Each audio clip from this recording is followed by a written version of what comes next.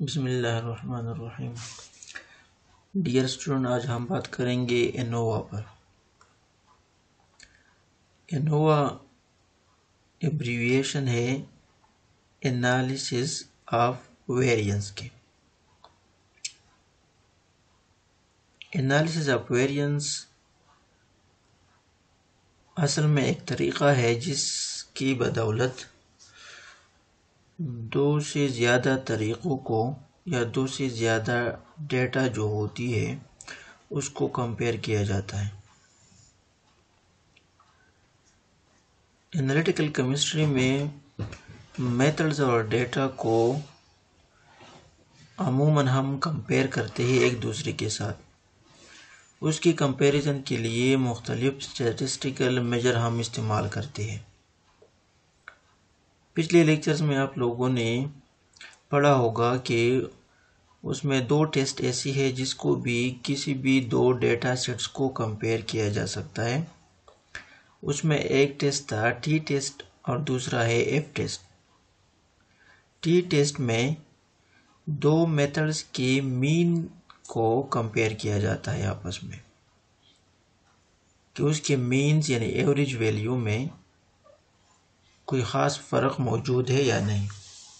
और F test में दोनों तरीक़ों के वेरिएंसेस को कंपेयर किया जाता है। वेरिएंस क्या है? वेरिएंस असल में square of the standard deviation है। स्टैंडर्ड डिविएशन को भी पहले हम पढ़ चुके हैं। उसके जब हम स्क्वायर लेंगे तो उसको वेरिएंस कहा जाता है। अब जब दो मेथड्स के वेरिएंस को हम कंपेयर करेंगे आपस में तो ऐसे टेस्ट को कहा जाता है एफ टेस्ट। फिर उस एफ टेस्ट से एक वैल्यू निकल आती है, उसको हम कहते हैं कैलकुलेटेड वैल्यू। अगर वो कैलकुलेटेड वैल्यू टेबुलेटेड वैल्यू से एक्सीड करें, उससे ज़्यादा आ जाए, तो फिर हम कह सकते हैं कि दोनों तरीक़ों में डिफरेंस मौजूद है। और अगर एफ वैल्यू उस टेबुलेटेड वैल्यू से कम आ जाए तो फिर हम कह सकेंगे कि दोनों तरीक़ों में कोई ख़ास फ़र्क मौजूद नहीं है। तो एनोवा भी इसी तरीके का एक टेस्ट है और ये एफ टेस्ट की तरह है जिसमें हम वेरिएंस को कंपेयर करते हैं, लेकिन ये एफ टेस्ट से इसलिए मुख्तलिफ है क्योंकि एनोवा में मोर देन टू मेथड्स को कंपेयर किया जाता है। सो जब दो मेथड्स को हम कंपेयर करेंगे तो उसको हम जनरली एफ टेस्ट कहते हैं।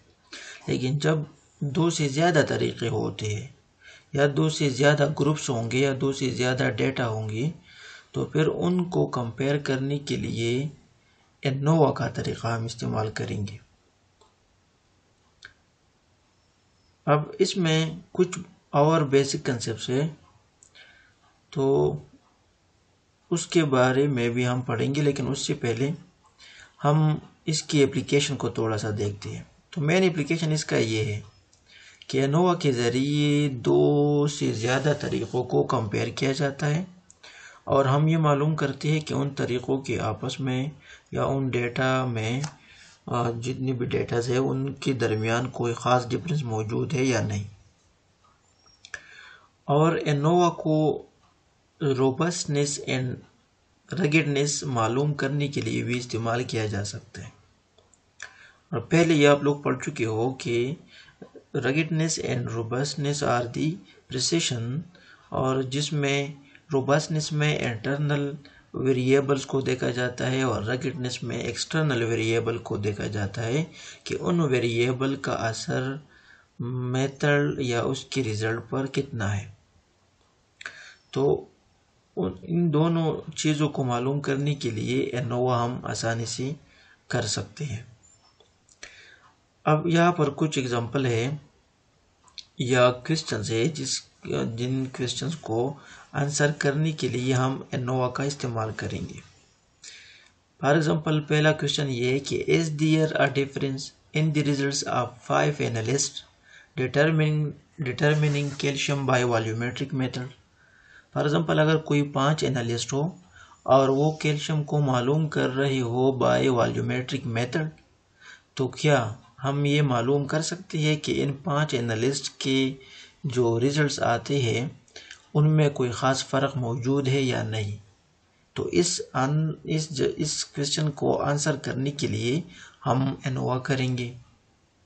इन 5 जो एनालिस्ट है ये 5 ग्रुप बन जाएंगे और इसको फिर हम इसके वेरिएंसेस को फिर हम कंपेयर करेंगे, तो उससे हम ये मालूम कर सकेंगे कि इन 5 में फ़र्क मौजूद है या नहीं। दूसरा है, is there any effect of solvent on the yield of a chemical synthesis. For example अगर कोई केमिकल सिंथेसिस हम कर रहे हो तो उसमें हम ये भी मालूम कर सकते हैं कि उस यील्ड पर या सिंथेसिस में जो चीज़ें बन जाती है उसकी पैदावार पर सॉल्वेंट का कोई असर है या नहीं। तो इसको भी आंसर करने के लिए हम एनोवा का इस्तेमाल करेंगे। इसमें हम मोर देन 2 सॉल्वेंट इस्तेमाल करेंगे और उसका असर देखेंगे ऑन द केमिकल सिंथेसिस। तो अगर स्टैटिस्टिकली इसको हम करेंगे तो हम ये बता सकेंगे कि सॉल्वेंट का इफेक्ट है या नहीं। इस तरह ये भी हम एनोवा को इस क्वेश्चन को हल करने के लिए भी इस्तेमाल कर सकते हैं कि is there any difference between results of manganese obtaining by 6 different methods. अब इन सारे एग्जांपल को अगर आप लोग देख लो तो इसमें एक एक वेरिएबल है, यानी एक चीज़ है जिसकी बेस पर वो वेरिएशन हम फाइंड आउट करना चाहते हैं। तो पहले एग्जांपल में एनालिस्ट है, वो वेरिएबल एनालिस्ट वरी करता है, 5 एनालिस्ट है, तो एनालिस्ट को चेंज करने से जो रिजल्ट है उस पर असर पड़ेगा, तो ये हम मालूम करेंगे। अब एनालिस्ट ये एक्सटर्नल वेरिएबल है, तो पहले स्टेप में हम क्या कर रहे हैं, रगेडनेस मालूम कर रहे हैं। सेकंड में हम सॉल्वेंट का इफेक्ट देखना चाहते हैं कि सॉल्वेंट का इफेक्ट है ऑन द केमिकल सिंथेसिस पर या नहीं, तो इसमें हम इंटरनल वेरिएबल को देख रहे हैं। सॉल्वेंट इंटरनल वेरिएबल है, तो इस सेकंड एग्जांपल में हम रोबस्टनेस को मालूम कर रहे हैं। Is there any difference between results of manganese obtained by 6 different methods. Methods मुख्तलिफ है, अब यहाँ पर 6 मेथड्स है, उन मुख्तलिफ मेथड्स को इस्तेमाल करते हुए मैंगनीज को हम मालूम करेंगे, तो क्या उसके रिजल्ट्स पर इन मेथड्स का कोई असर होगा, यानी मेथड को चेंज करने से क्या उसका रिजल्ट मुख्तलिफ आएगा या नहीं।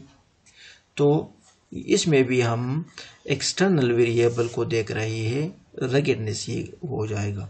इस तरह is there any effect of pH on the absorbance of the potassium dichromate, तो पीएच असल में इंटरनल वेरिएबल है, तो 1 और 3 एक्सटर्नल फैक्टर्स है, 2 और 4 में इंटरनल फैक्टर्स को लिया गया है, पीएच एंड सॉल्वेंट ये दोनों इंटरनल है। तो इस तरीके से बहुत और सारी चीज़ें हम मालूम कर सकते हैं, वेरिएबल को स्टडी कर सकते हैं बाय एनोवा। तो ये बहुत बेनिफिशियल टेक्निक है, स्टैटिस्टिकल मेजर है, जिससे हम ये चीज़ें बआसानी मालूम कर सकते हैं। अब इसके इम्पोर्टेंट कंसेप्ट्स हैं, तो उसमें फर्स्ट जो है वो है पॉपुलेशन। इसको स्टैटिस्टिक में भी आप लोगों ने पढ़ा होगा। एनालिसिस ऑफ वेरियस में मुख्तलिफ तरीक़ों या डेटा को कंपेयर किया जाता है, तो ये जो मेथड्स या जो मुख्तलिफ डेटा है उसको कहा जाता है पॉपुलेशन। अगर पहले को हम देख ले तो इसमें पॉपुलेशन है 5 एनालिस्ट है, जो 5 डेटा आ जाएंगे तो इसमें पॉपुलेशन 5 है। इस तरह थर्ड में 6 डिफरेंट मेथड्स हैं, तो 6 डिफरेंट रिजल्ट्स आ जाएंगे, 6 डिफरेंट डेटा आ जाएंगी, तो इसमें पॉपुलेशन की जो नंबर है वो है 6, तो इसको पॉपुलेशन कहा जाता है। इसको हम डिनोट करेंगे आई से, और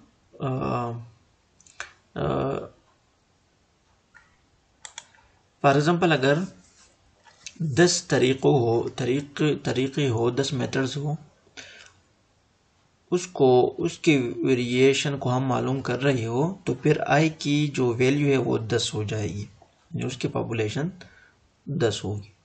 सेकंड जो इसमें कंसेप्ट है वो है नल हाइपोथेसिस। नल हाइपोथेसिस का मतलब ये है कि there is no significant difference between means of population.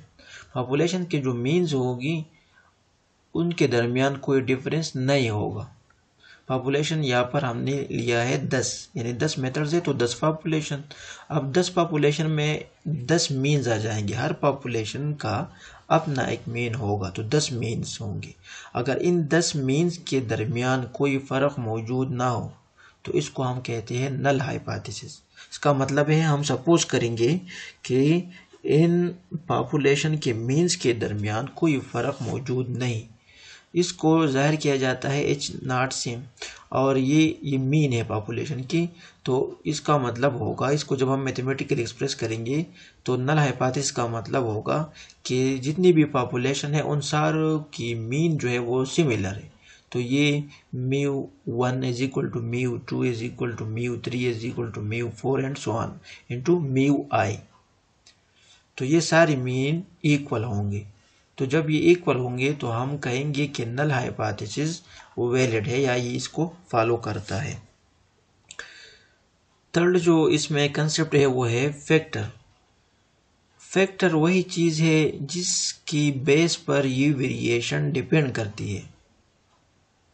तो पहला जो ये एग्जांपल है इसमें फैक्टर है एनालिस्ट, सेकंड में फैक्टर है सॉल्वेंट, थर्ड में फैक्टर है मेथड, फोर्थ में फैक्टर है pH।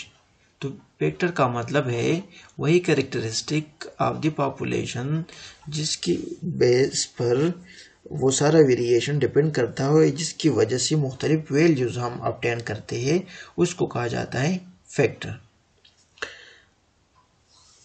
फोर्थ वन जो है वो है levels. Levels are the different values of the factor. Factor के मुख्तलिफ वैल्यूज को लेवल्स कहा जाता है। फॉर एग्जाम्पल फोर्थ में फैक्टर हमने मालूम किया वो है pH। अब pH की जो मुख्तलिफ वैल्यूज आ जाएगी, क्योंकि हम pH के इफेक्ट को स्टडी कर रहे हैं कि इसका क्या इफेक्ट है on the absorbance of the potassium dichromate, तो इसके मुख्तलिफ वैल्यूज होंगे। फॉर एग्जाम्पल हम लेंगे कि pH1, फिर लेंगे pH2, फिर लेंगे pH3। सो ये जो इसकी वैल्यूज है यानी 1, 2, 3, 4 एंड सो ऑन, इसको कहा जाता है लेवल्स।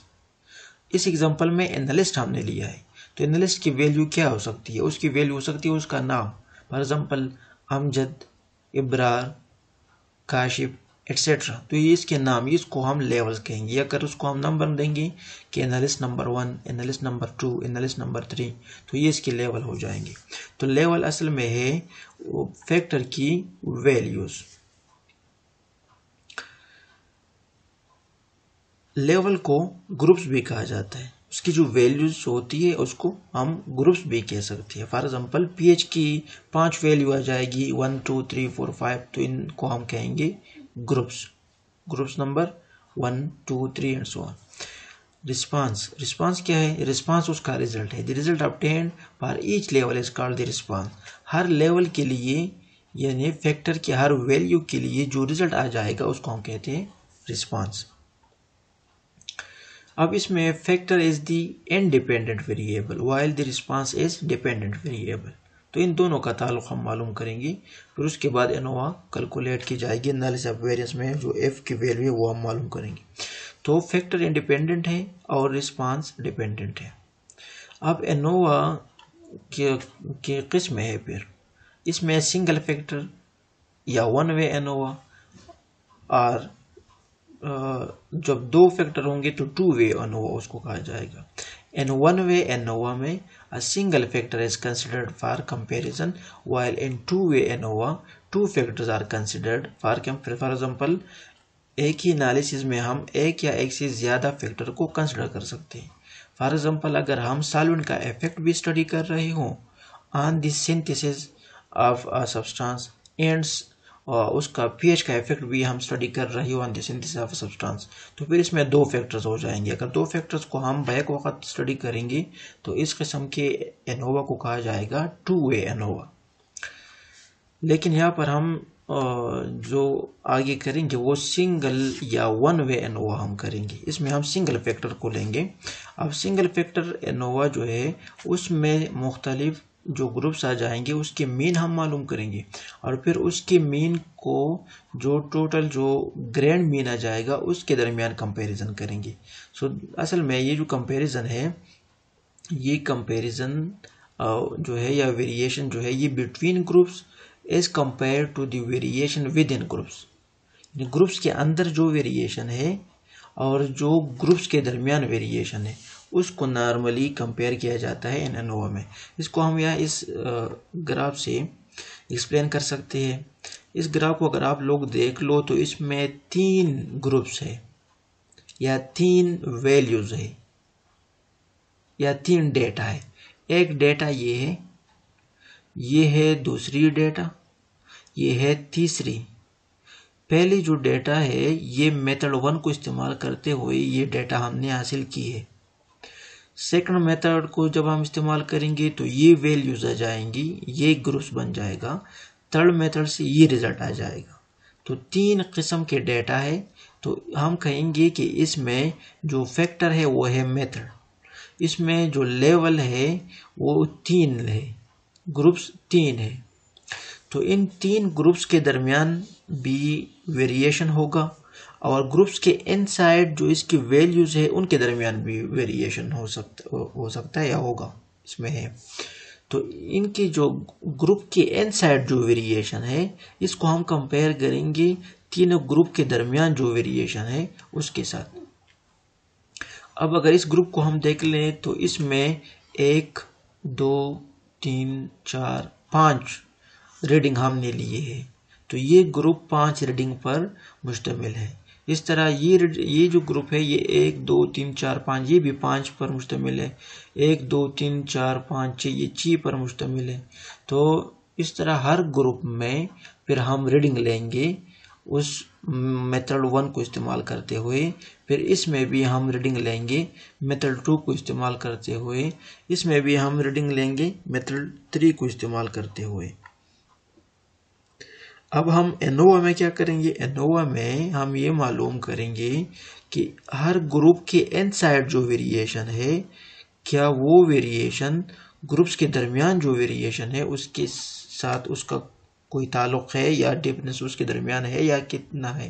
तो इसको हम मालूम करेंगे। तो उसका तरीका ये है कि हर ग्रुप में इनसाइड उसका अपना एक मीन होगा, तो उसका हम मीन मालूम करेंगे। तो इस ग्रुप का अपना मीन होगा, इसका अपना एक मीन आ जाएगा x2, इसका मीन आ जाएगा x3। फिर इन तीनों मीन के दरमियान क्या फ़र्क है। तो असल में इसी तरीके से इसको कंपेयर किया जाता है।